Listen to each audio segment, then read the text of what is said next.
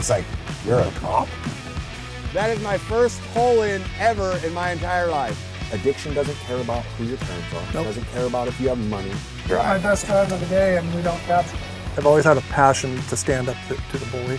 Well, ladies and gentlemen, that is what's going to make this interesting for you guys and funny.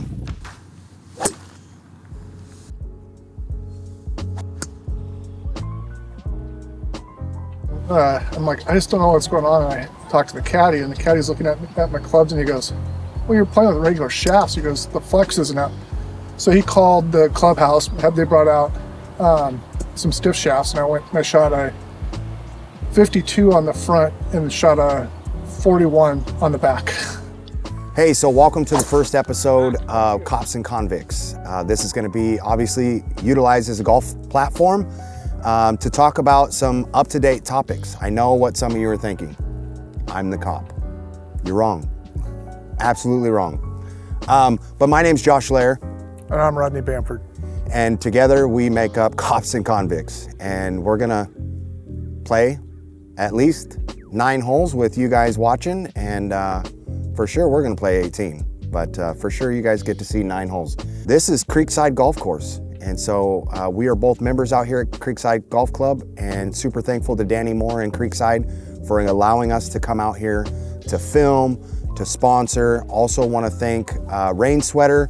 This sweater that I'm wearing, it is called Rain Sweater. So for those of you that like to golf all year long, this is the sweater for you. There will be a link in the bio for how to order this, as well as a code that's going to be Cops and Convicts, and you'll get a 10% off discount for your order. This is waterproof. So when you're playing, you don't have to have a rain jacket, something that's not going to give you mobility. You can wear this. I got one last year and it was amazing. It's super warm, so I don't know how long I'm actually going to wear this morning. However, it is very comfy. So, ready to kick this off? Yeah, show us how it's done. Oh, great. Well, I'll show you how something's done. It may be what not to do, like you need a tee. Oh, and that is striped. No camera jitters for you. Holy cow, nice ball. There you go. Not as long as you, but it'll play. Whew. Wow, you absolutely smoked that. Well, I'm thankful that I smoked it for the first one. That might be the only one all day. However, it was good. Man, so this is going to be a great opportunity for you and I to get to know each other on a different aspect. You know, we knew each other professionally, not because you've ever arrested me, but because of the work that I do in the drug treatment field and you in law enforcement. So what drove you to go into law enforcement? Well, when I was young, I came from a family that they were good, hardworking, blue collar people, but kind of bordered on the, they bordered that line a little bit. And my dad constantly jokes with me. He goes, I told you could do anything you wanted to do in life except for being a cop, and then that's what I ended up being. But for me, it actually started in my freshman year of college. I was at Southern Oregon University, and now at Southern Oregon State back then, and I took a elective class in criminology, and the professor was Dr. Polk, and if my memory is right, this is 35 plus years ago, he was a reserve officer up in the Portland area, I think for the Multnomah County Sheriff's Office. And he'd go do his sabbaticals and then come back and tell stories and stuff. And he taught investigations. And it was actually the very first class I ever in college that I found myself really wanting to go to. And I was just fascinated. And so I changed my major and started doing that. And then I met, playing softball, I met an officer that worked for Ashland PD and got a little bit more of the bug. And then, I was a collegiate athlete. Didn't play much, but I played a little bit of college football, and I remember, loved the team aspect. I remember coming home during a break, and a TV show called American Detective with John Bonnell was running, and it was talking about going and doing drug busts and stuff. And so watching them do their search warrants on TV, and I was like, that's really cool. I kind of want to do that. And then the more I got into it, I was like, I've always had a passion to stand up to the bully, whether or not I always did it, but that's kind of what I wanted to do. And I always had this internal compass of doing the right thing, and it just seemed like a right fit. And here we are, 30 some years later, and just retired, and now I get to play golf. Oh, and there's the first bad one of the day. All right. That's what makes this fun. So how old were you when you first actually went to the academy? Did you go when you were 21? No, I started as a reserve officer right at my 22nd birthday, and then started volunteering, because that's what we do, and I get trained. And then as soon as I graduated, I got on, and so I started in '94 is when I went to the academy. Or you just top it.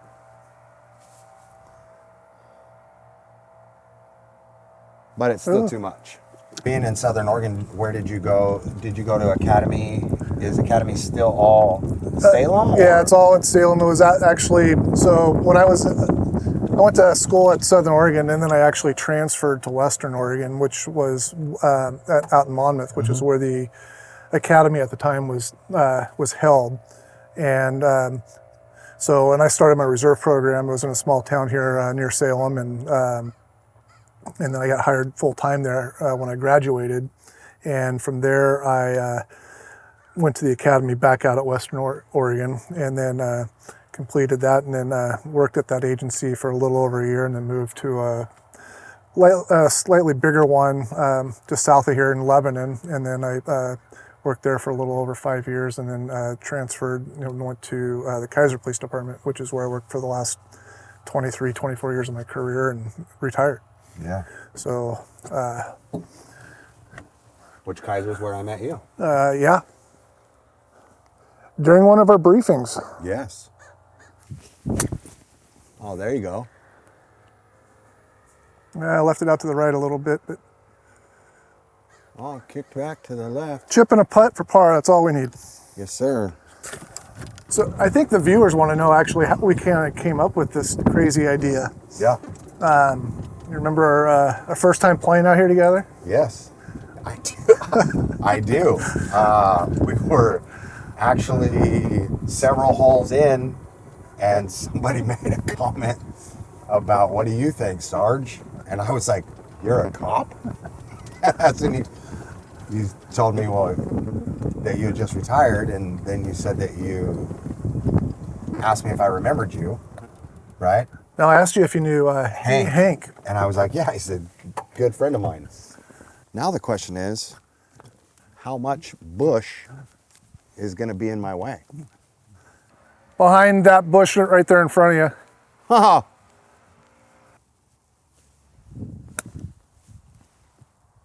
Settle. oh, nice settle. Well, they're quick this morning. Did you find it? Oh yeah, I found it. Just trying to clear some sticks out from around it. Ooh.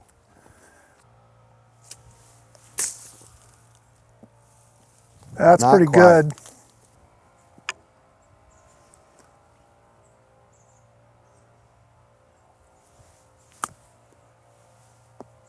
Oh, sit.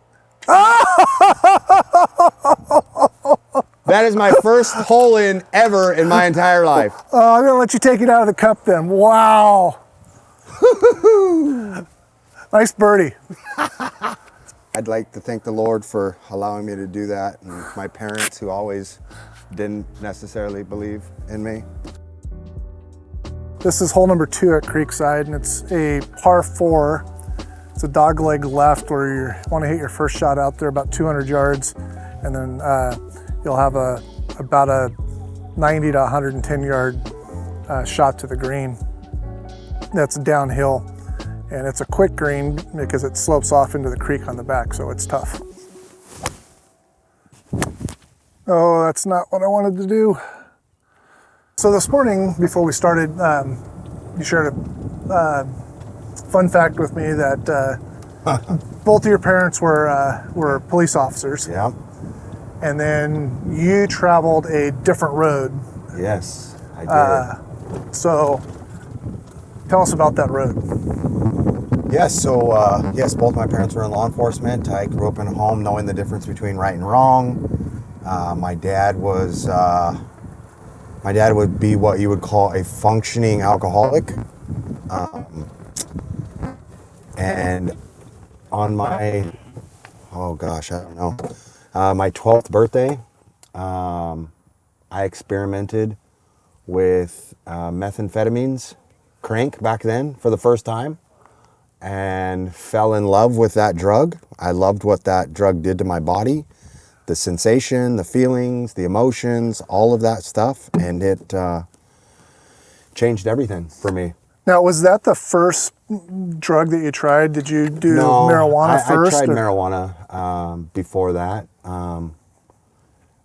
but there was something about meth that was it. That was it. That was like a love. It was like a first love. You know, I didn't smoke weed after that. That wasn't really a thing, at least not in comparison. And that just completely changed the trajectory of my life. You know, I started getting in trouble a lot, got involved in things that I shouldn't.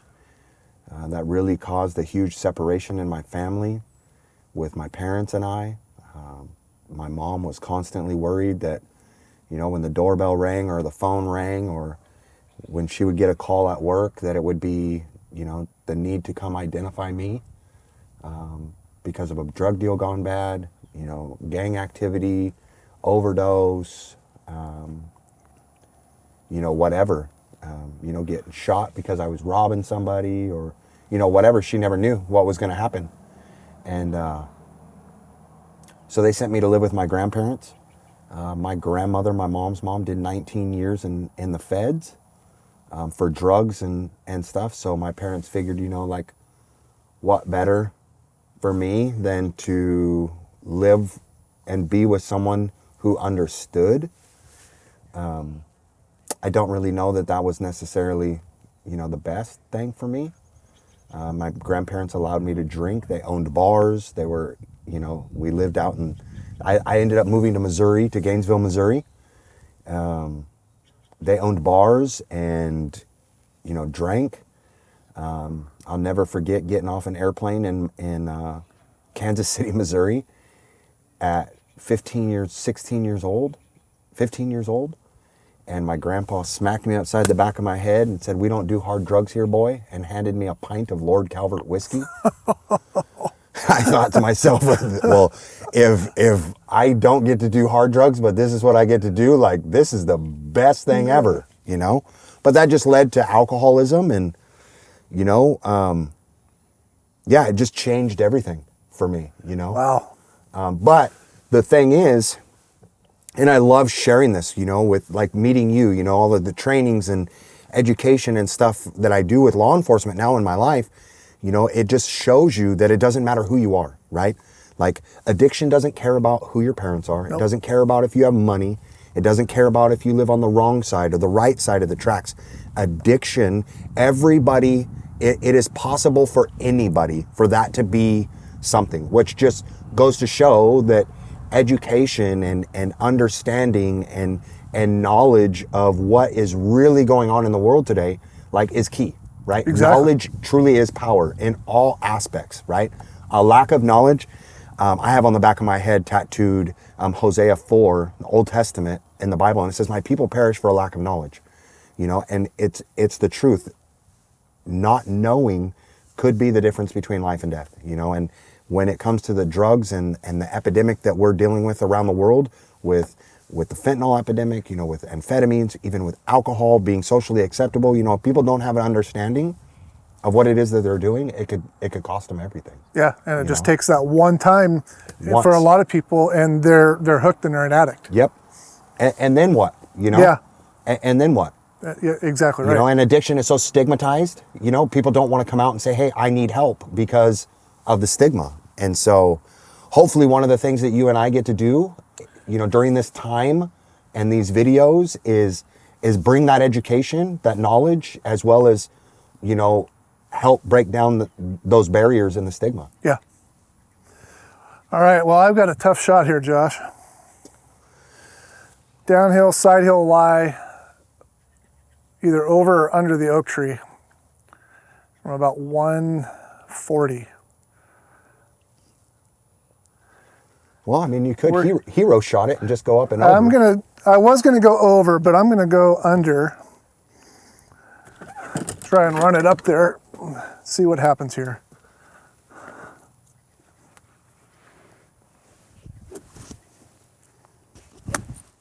Turn a little bit. Oh yeah, there you go. Didn't turn, but you might be sitting pretty if you got the lucky bounce. If not, you're in jail. Yeah. Off that hard pan. Yep.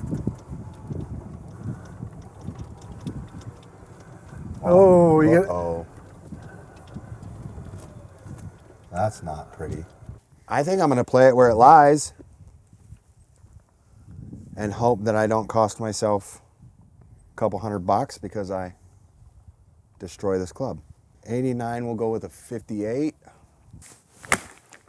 Oh. Did you nick your club? Oh yeah, definitely scratched her up. You know, at one point in time, I had the opportunity to go to the United States military, and I went and screwed that off. Ended up with an other than honorable. I didn't get a dishonorable, but an other than, which is, you know, pretty much as close as you can. So it's not a dishonorable. And what branch did you go into? United States Army. But like everything, addiction, man. Yeah. Addiction. Oh, there you go.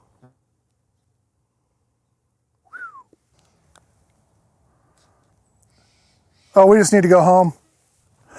we just need to go home. Nice putt, nice birdie. Oh my gosh. I'm getting destroyed it's here. You. We're only 2 holes in. It's you, bro. It's you.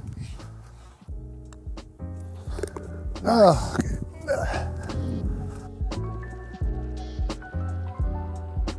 So for the last 4 days on this hole, I have put it left, and then it's taken a nasty left bounce. Well, aim right. And I lost it went left. Oh, there you go. Holy smokes, Batman.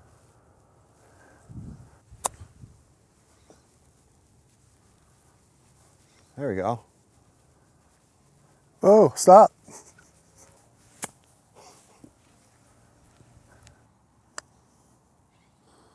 Legs.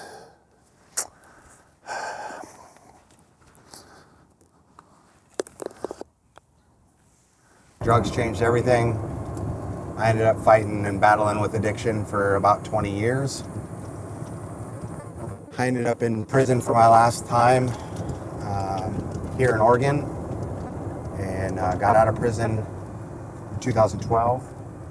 Got the opportunity for some a program called the SOAR program here in Marion County. Had a mentor and a counselor that just totally captivated me with the fact that they had lived experience, and it drove me to want to go to school. And so I started going to school and haven't stopped, and now I have 2 master's degrees and working on my doctorate. That is absolutely amazing. And get to help people and work with law enforcement, and just completely different. So how many years did you spend total incarcerated? 12 years of my adult life in and out of jails.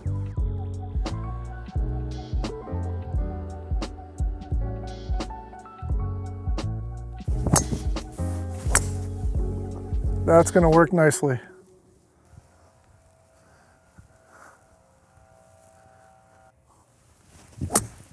Oh, there you go. There you go.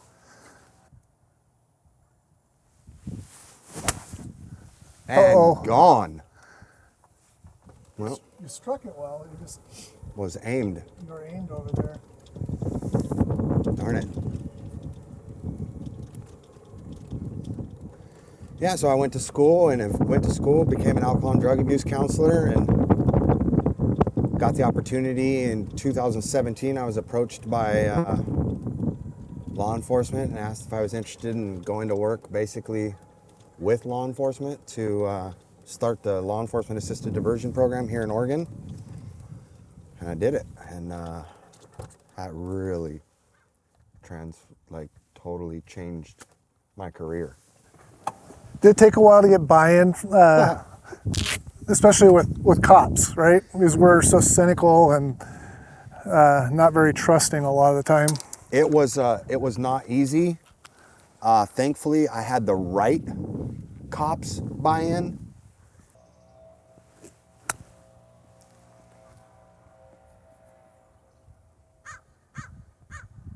Oh!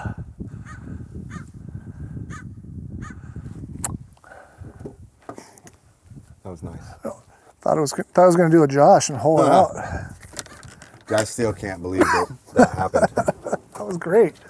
Still can't believe it. It's crazy. Oh! Oh! Man!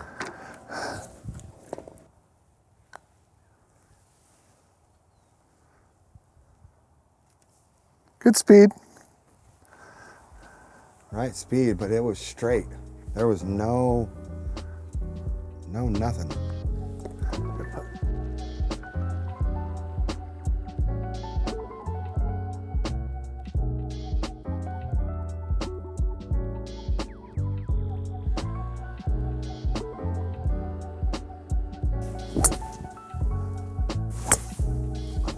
Uh-oh.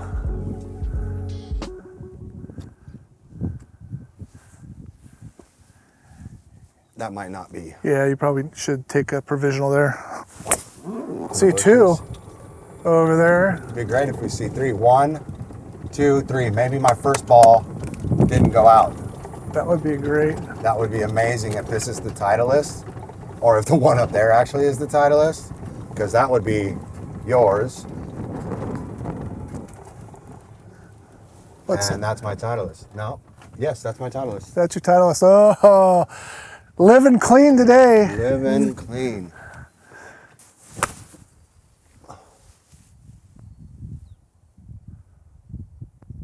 Oh, just a little deep. Good shot, though.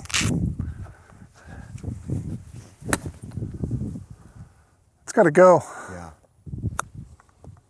Oh, get in the hole. Get in the hole. Well, I'll take the par. You take a par? I'll take the par.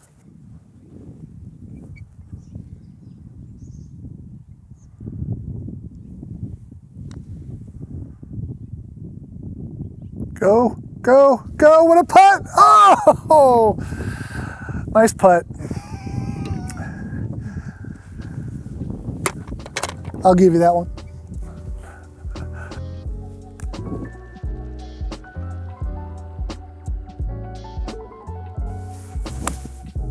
It's nice weather, so I figured I'd spend the day at the beach. Hole 6, par 3, put it in the bunker. You know, I think one of the goals is to bring some people on, you know, that can talk about, you know, that are experts in the field, right? Like when it comes to law enforcement and stuff, right? Like you can speak a lot to that when it comes to treatment issues and drugs and all of that stuff, right? And change and possibilities, all that, right? Like I can talk about that stuff, but like things that are going on in this state and around the nation is, you know, drug addiction, homelessness, things that are really, really powerful. Bringing on some people that can speak to that are experts in the field and kind of give an honest answer without an agenda, right? A lot of times in the news and media, they have an agenda behind it. I just want to hear from experts on like what they think. Yeah. Right? And allow your expertise in law enforcement and mine from the other side of things, like ask those questions and hopefully be able to give the audience a great understanding and idea, you know, and golf is an easy platform to just have fun and talk. Yeah, it is. And there's a lot of the issues are big, you know, the drug and fentanyl stuff. I mean, that's an epidemic. But we haven't really talked about, and you hit it, homelessness. It's tragic, but it's also an epidemic because so many of the people that we deal with in law enforcement that are homeless, they choose to be that way. They refuse the services. And then what are we supposed to do with them? And the unfortunate thing is there's a lot of case law that ties our hands. Mm-hmm. And then we want to help them, but yet we have to help business owners who don't want these people setting up camp right in front of their door shops, and then you have the health and safety issues because they don't have toilets. So where are they going to go? They go next to the sidewalk. They go in the bushes, and then you have kids running around, being exposed to that. It's kind of a no-win situation. And there's a lot of good things and people thinking outside the box that deal with us on a day in and day out basis. And it would be great to have them come on and get their perspectives and their ideas. And maybe some of the people that have the ability to change some things through the legislature can listen and hear some of this and hear things without an agenda to help us fix these problems. Right. And I think it's great because I have some pretty strong views and opinions about things, right? But not allowing that, for the most part, to just allow the experts to speak on things, right? Without allowing, propaganda, right? Like we have an agenda that's going to be pushed, and so that's the thing that's going to come out, right? Without editing out, a sentence here and a sentence there so that it makes it sound like, and it's sound bites for whatever the agenda is, but really hearing, how can we, as a community, make these changes, right? And one of the things, that I think is really powerful is coming from the other side. I had some really misguided understandings about you guys in law enforcement. Not just the fact because I was a criminal and I was doing crime and I didn't like you because you guys arrested me for what I was doing, but really in this field, working side by side with you, having that standard understanding that the community has, of hey, why can't we do this? And then learning, like you said, case law ties your hands. The community doesn't know that. They really don't. Right. Because they're why aren't you doing this? Why aren't you arresting them? And you're I can't. And they're yes, you can. They're committing crimes. No, they're not. This huge misguided perception that I think that if we can bring reality and truth, it can really help things, right? Because then you look at, you just brought up legislation, right? People that can really change it. Well, how do they change it? With laws and bills. Well, how do those laws and bills come about? They come about because the people raise their voices and they say, hey, this is what we want, right? Well, if the people have a real understanding of what they want, we can get real things done. Right. And then it rolls into a totally different issue is our district attorneys are overworked, don't have the time and the resources to try all these cases. So even if the officers remove people for a crime, oftentimes now they're not prosecuted just because of a lack of resources. And in the grand scheme of things, they're lower level crimes. So they have to reserve their time and their energy for the higher level crimes. And so it's just a revolving door for a lot of these people. And one of the great things of you being you and me being me is that we have those connections to get those people to come play some golf, have some fun, and answer those questions. And have a lot of fun doing it. Yes. All right. All right, Josh, you got a decent lie in the bunker at least. I walked up and I go, oh, Josh, your ball's got a good lie. And it was James, yours is not a good lie. Mine is not a good lie. That is buried. That's a great out.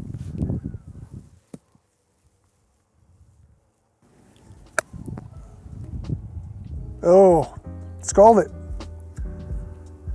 That was not a good effort. Well, now we'll go over here to my fun one. It's on the cart path, ladies and gentlemen, cart path. So in order for this to really work out, I gotta like hole in from here. I tell you what, if I hole in from here, I'm running into the lake. Okay. Okay.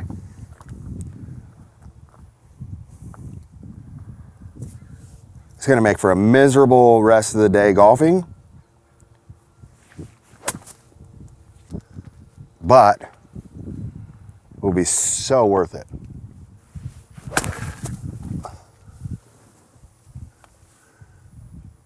I think you're gonna stay dry. Yes, but I am on the green. Well, ladies and gentlemen, that is what's gonna make this interesting for you guys and funny.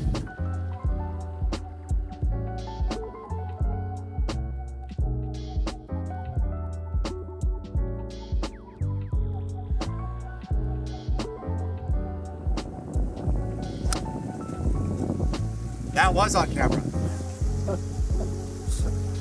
Oh. I just need everybody to know right now that if Rob Berger from Bob Does Sports is watching, he can relate. Because I've watched him do this off the tee numerous times. Would the guy on the first hole please move back to the tee box? And the guy on the first hole goes, would the guy with the megaphone stop talking and let me hit my second shot? Yeah,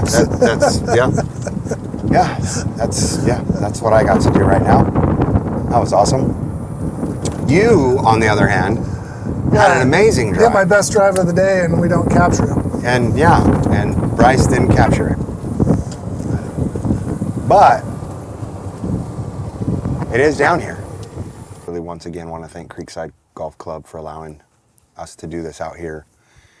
Danny Moore, Rain Sweater for sponsoring this. Just huge thank you for allowing this to happen.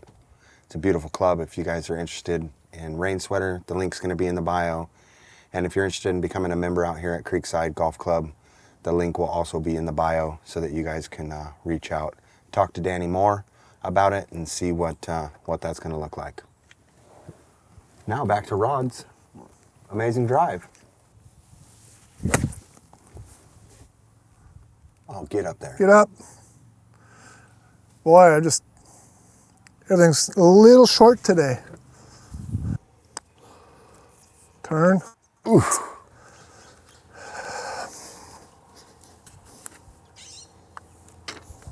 Another bogey. It's been the kind of day it's been. Oh. Ring around. So they tell you when you first start playing out here that the ticket on this one is to aim for the flagpole. So I am gonna try to aim for the flagpole.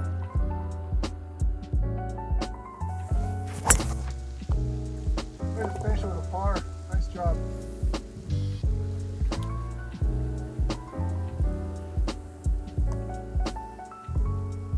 Woo! Both of us finished with a par. Josh, we're gonna keep going, but Yes, sir. that was a lot of fun. It was. Hey, thank you guys for tuning in. For those of you that finished up, you know, again, thank you Creekside Golf Course and Golf Club for allowing us to be out here. And Danny Moore, thank you Rain Sweater for the sponsorship for this first episode. Again, thank you Rod for agreeing to do this with me. This is super cool. Looking forward to what this becomes. Yes, and it's going to get a lot better because we'll have some interesting guests on, and we'll dive into some actual topics that are affecting our citizens here in Oregon and around the nation, really. Yes, around the nation, and have some fun. Yeah, and so if you guys want to leave in the comments, I know you guys are going to comment about a lot of things. However, if you'd like to leave in the comments some individuals you'd like to see on here, of course, obviously we want them to be able to play golf because golf is the platform and we want to have fun and highlight golf as well as the topic. So if you know some people that you think would be fun to have on here, please throw their names in and we'll see what we can do to get a hold of them. And then I also want to give a special shout out to Bryce Funk, our video guy. for following us around and doing this and being a part of this from the beginning. Again, thank you guys. Good job.